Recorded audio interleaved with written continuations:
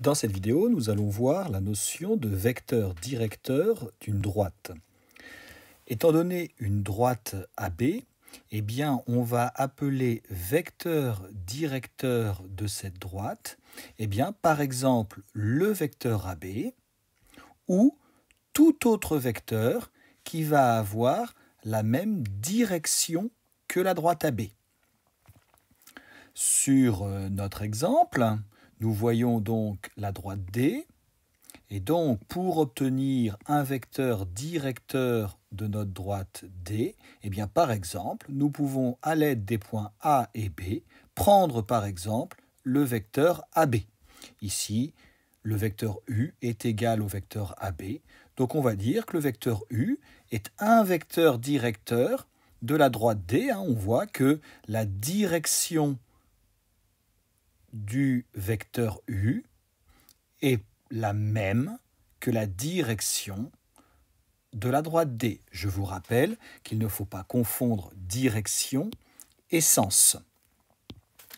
Donc, nous pouvons noter que le vecteur U, alors ici, ses coordonnées, on voit qu'on se déplace d'une unité vers la droite et on monte de 2 unités.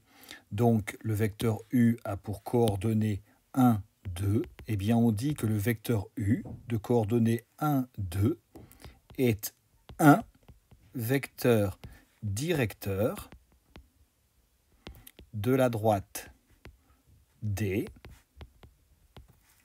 car eh bien, le vecteur U est égal au vecteur AB.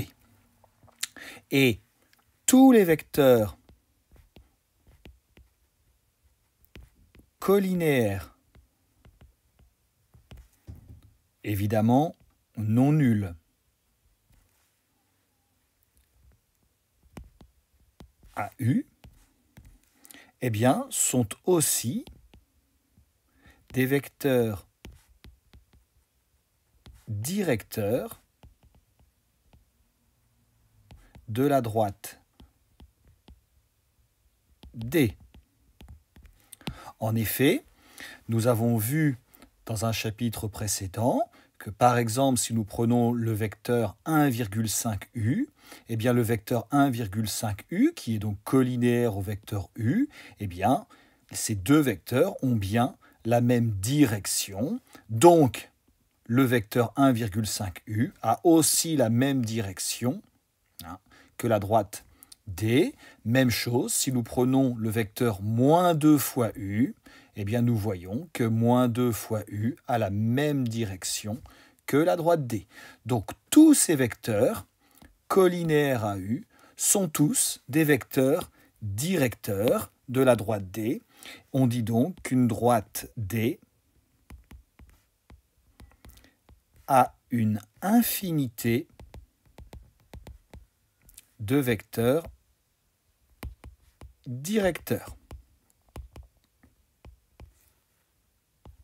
Et donc, puisqu'il y en a une infinité, on dira toujours qu'on a trouvé un vecteur directeur, mais en fait, il y en a beaucoup plus.